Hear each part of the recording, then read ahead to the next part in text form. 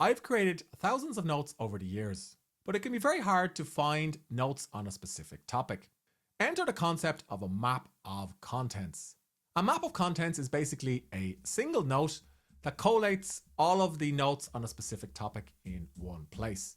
It's basically just a way of organizing your ideas. Now, the old way to create a map of contents would be to review all of the notes one by one, like I'm doing here, copy the links to them and paste them into a single doc, and potentially use hashtags to categorize everything. But I created a map of contents for my Zettelkasten or my library of notes using Claude Code, and I'm going to show you exactly how all of this works. But first up, here are a few sample maps of contents that I actually created recently. So the first example relates to a course that I'm doing. So I'm in the middle of doing an MBA in Trinity College in Dublin. It's quite intensive. There's a lot of reading and there's like 6 hours of lectures a week. So as you can imagine, I have lots of different notes from themes and topics we've covered in the MBA. So this map of content is all about strategic frameworks I learned on the MBA. So this overview explains exactly what this note is about and when it was created. The core concepts have all of the notes I've taken so far that relate to the core concepts behind business strategy. And I can, of course, click into any one of these notes to go to the subnote in question. And then I can go back to the parent note. So just basically, it's a way of navigating between my different ideas. Further down, I have practical applications. And then I have MBA course materials. So this is all from an accounting and finance module that I took before Christmas. And further down, I have some personal reflections and thoughts on my MBA. And then I have a library of business books and resources that I've gone through so far, and some related maps of contents. And then I have a timestamp for the last time this was updated. Now, I used to create these kind of things manually, and it takes several hours to do. And to be honest, I felt like I was procrastinating because that was time I could be doing something else. But I actually used Claude Code instead. I installed Claude Code on my Mac, and you can do, of course, the same thing for Windows. I pointed it at my library of notes, and I used a prompt in terminal a little bit like this. So I'm going to scroll up, carefully review my Zettelkasten, and come up with 5 ideas for a map of contents. And then Claude Code will use some of the tokens that it has that I've purchased. Wasn't expensive. I think the whole thing cost me about $2. I do have thousands of notes, so you probably spend less if you don't have as many as I do. And I came up with a couple of different ideas for maps of contents that I should create. So according to Claude Code, I should have one about AI and prompt engineering because I have lots of notes on these topics. One about newsletters and email marketing. One about content strategy. One about trading. And one about endurance training. And of course the MBA as well. But I ran this particular prompt after I'd already created this map of contents. And it basically came up with this map of contents by identifying the key themes and topics that I've captured notes about over the years. So I'm going to show you what another map of contents looks like. And again, this was generated by Claude Code. So this is one for AI tools, exact same format, timestamp, type, overview, some Claude specific subnotes or child notes, some of the tools that I'm currently using for AI and what I think about these tools based on newsletters I've published or content that I've created online, some prompt engineering frameworks, some of the exact prompts that I use. So I actually use this map of contents to organize the prompts that I put into AI rather than using proprietary software. Like I said, or like I've said elsewhere in the channel, I don't like being locked into specific AI tools. Some of the prompt techniques and strategies that I'm currently using. So I actually have a whole course on prompt engineering, and some of this is documented in the course. And these lessons are all inside of my Zettelkasten, and this has all been organized into a map of contents. So this could help me outline future courses or add updates to that particular course much faster.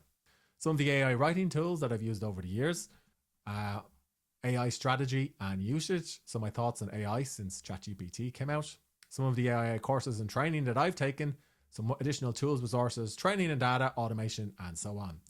Now, the thing with a map of contents is it's a live document. So I would actually update this once per week or once per month, depending on what I've been writing about or creating a content about or what I've learned about. So a good Zettelkasten would maybe have 7 or 8 different maps of contents that will kind of be a holistic overview of everything you have inside of your library. So I'll just show you one more map of contents. This is my implementation guide, and this particular map of contents just basically explains what I've built, the features that I've added. So I have some specific terminal commands that I'm currently using to add notes quickly to my Zettelkasten. I may potentially cover that in another video.